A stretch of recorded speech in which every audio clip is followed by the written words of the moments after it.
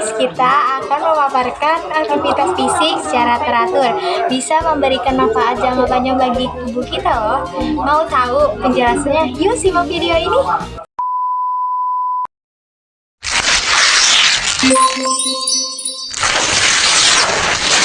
Halo guys, saya Nadia, Saya Alia dan saya Ripa. Di sini kita akan memaparkan tentang manfaat jangka panjang dari aktivitas fisik secara teratur. Tapi sebelum itu kita perlu tahu dulu nih, apa saja sih jenis-jenis tubuh manusia? Mau tahu? Yuk simak videonya. A few minutes later. Oke, sebelum ke penjelasan, kita akan memperlihatkan tipe gambar fisik manusia di atas ini guys. Di sini ada tipe fisik manusia ektomorf, mesomorf, dan endomorf. Yang akan dibahas pertama yaitu mengenai ektomorf yang akan dibahas oleh saya sendiri. 1 hour later.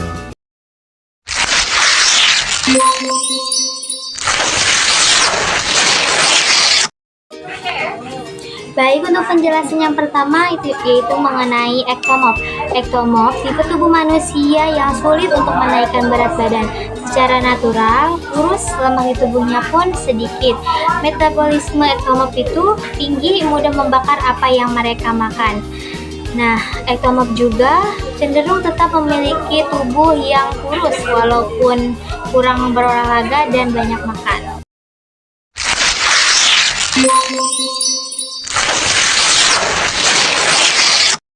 Halo guys, aku Alia yang akan menjelaskan mesomorf. Nah, mesomorf itu apa sih?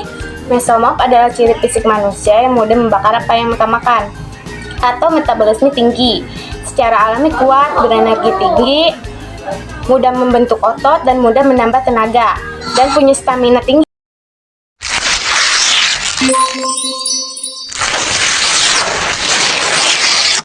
Halo guys, saya Ripa yang akan menjelaskan tentang endomorf. Apa saja sih endomorf? Ya, nungguin ya. Oke guys, jadi endomorf itu yang pertama metabolisme yang rendah, yang kedua sulit untuk menurunkan berat badan, dan yang ketiga mudah menaikkan berat badan, yang keempat mudah tertidur, yang kelima kurang berenergi dan cepat lelah, dan yang terakhir sangat mudah menambah lemak di tubuh saat berhentinya berolahraga. Nah, itu deh guys ya penjelasan yang tentang endomorf. Berikutnya kita lanjut ke aktivitas fisik. Apa sih aktivitas fisik itu? Mau tahu? Yuk simak lagi videonya. Wait a minute. Who are you? Aktivitas fisik itu merupakan setiap gerakan yang dihasilkan oleh otot rangka dan memerlukan energi. Aktivitas fisik sangat penting bagi pemeliharaan kesehatan fisik, mental, dan mempertahankan kualitas hidup agar tetap sehat dan bugar setiap hari. Aktivitas fisik dapat digolongkan menjadi 3 kategori, yaitu ringan, sedang, dan berat. 24 hours later. Oke guys, jadi aktivitas ringan adalah kegiatan sehari-hari yang tidak terlalu menguras tenaga. Contoh, berjalan kaki, menyapu lantai, mencuci piring atau baju, mencuci kendaraan, berdandan, duduk, les atau kursus, mengasuh adik atau nonton TV. Aktivitas bermain game, bermain komputer, belajar di rumah, dan duduk santai. Aktivitas sedang adalah kegiatan yang membutuhkan tenaga terus-menerus, gerak otot yang berirama atau kelenturan fleksibel. Contoh berlari kecil, bermain tenis meja, berenang, bermain dengan hewan peliharaan, bersepeda. Week later. Sedangkan aktivitas berat biasanya berhubungan dengan olahraga yang membutuhkan kekuatan atau stretch dan membuat tubuh kita banyak keringat. Contohnya berlari, bermain sepak bola, senam aerobik, dan bela diri. Misalnya karate, taekwondo, pencaksilat, dan aktivitas fisik berat lainnya. Nah guys, setelah kita membahas tentang aktivitas fisik, sekarang kita beralih ke peran aktivitas fisik dalam kehidupan sehari-hari. Melakukan aktivitas fisik dalam kehidupan sehari-hari bermanfaat bagi tubuh kita loh. Contohnya yaitu mengontrol berat badan. Adapun cara-caranya yaitu dengan mengonsumsi makanan yang bergizi, banyak berolahraga, kurangi stres, dan apa tuh? 2. Menjaga kesehatan dan mengurangi risiko terkena berbagai penyakit. Aktivitas fisik secara teratur mampu meningkatkan aliran darah dalam pembuluh darah sehingga dapat mengurangi kekhawatiran kita akan stroke, penyakit kardiovaskular, sindrom metabolis, diabetes tipe 2, depresi, berbagai jenis kanker, dan artritis. 3. Yaitu mood booster, pendorong atau peningkat suasana hati.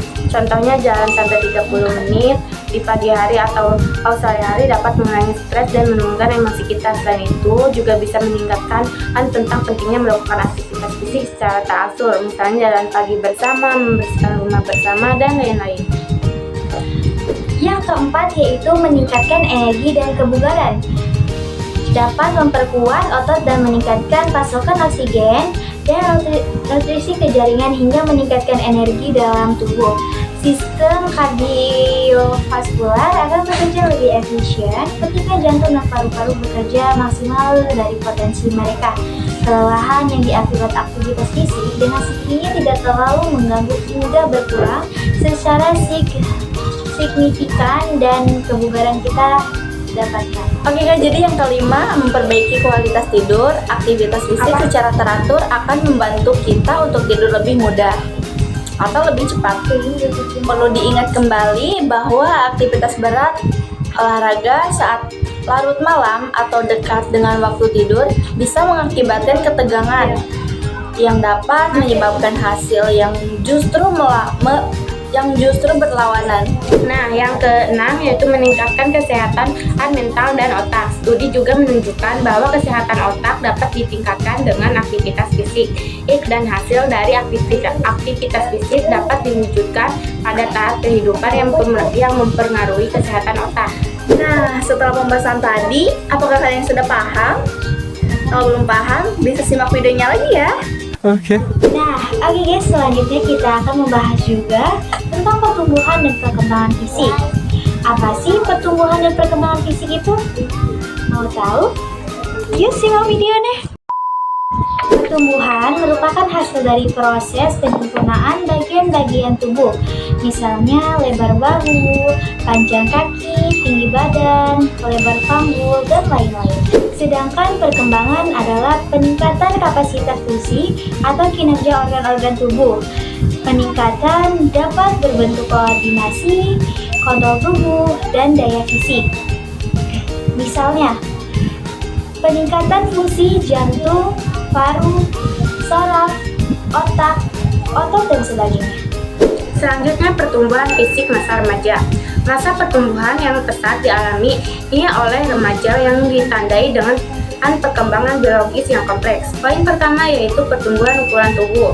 Tubuh laki-laki mengalami pertumbuhan lebih cepat dibandingkan pertumbuhan kaki dan tangan. Sedangkan pada perempuan, pertumbuhan diawali pelebaran panggul, kemudian melebar, kemudian dada semakin membesar. Oke guys, jadi poin kedua, perkembangan jaringan tubuh. Laki-laki pada masa remaja semakin berotot, sedangkan perempuan semakin berlemak. Hal ini yang akan membedakan karakter jaringan otot, tulang, dan lemak pada laki-laki dan perempuan. Selanjutnya, poin ketiga, yaitu perkembangan seksual. Awal masa puber, remaja perempuan terjadi 2 tahun lebih awal dibandingkan laki-laki. Berikut tanda-tanda perkembangan seksual remaja. 1. Laki-laki mimpi basah atau keluar sperma, tumbuh jakun, kumis, rambut di ketiak dan sekitar alat vital, pelebaran larin atau membesarnya pita suara.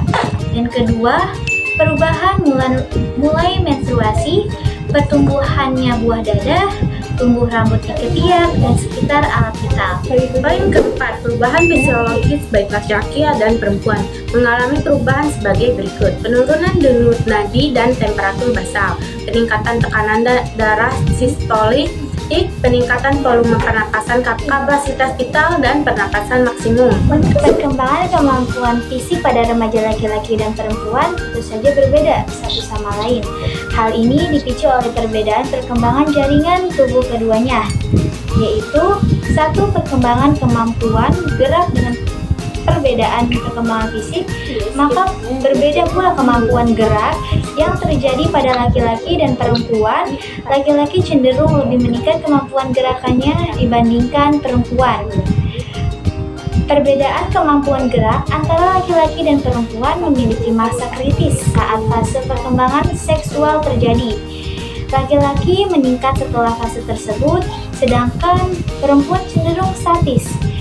Hal ini yang membedakan terjadinya perbedaan kemampuan gerak adalah pertumbuhan fisik ke arah tipe tubuh tertentu. Setiap tipe tubuh memiliki kecenderungan tertentu dalam menguasai macam-macam gerak yang berbeda. Oke guys, setelah membahas pertumbuhan fisik masa remaja, kita beralih ke perkembangan fisik pada remaja. Perkembangan kemampuan fisik pada masa remaja yang paling menonjol yaitu dalam hal kecepatan, kekuatan, dan daya tahan jantung paru pernapasan, yaitu dalam hal kecepatan, kekuatan, dan daya tahan jantung paru pernapasan. Kecepatan dan kekuatan penagihuri oleh peningkatan jaringan otot-otot dan memanjang tulang-tulang rangka sebagai alat penggerak tubuh. Semakin meningkatnya kekuatan otot, maka meningkat pula kecepatan gerak yang dihasilkan, sedangkan daya tahan jantung paru berkembang seiring dengan membesarnya rongga dada. Nah, untuk yang kedua, aktivitas fisik yang diperlukan. Masa remaja merupakan masa yang tepat untuk meningkatkan kemampuan fisik, ukuran tubuh, dan menyempurnakan keterampilan. Gerak melalui aktivitas fisik atau olahraga.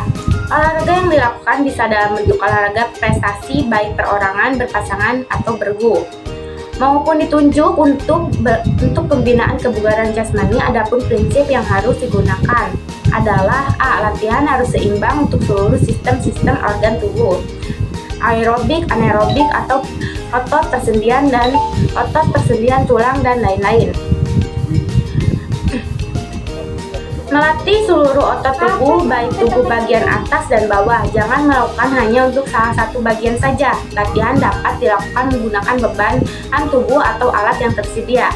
C. Hindari ipas, pantulan secara berlebihan dengan gerakan meloncat-meloncat tanpa alasan. Kaki yang baik untuk meredam pantulan guna menghindari cedera lutut dan ruas tulang belakang. Selain alas kaki atau sepatu yang kurang baik, cedera dapat terjadi karena permukaan lapangan atau lantai yang tidak didesain khusus untuk berolahraga dan intensitas pantulan yang tinggi.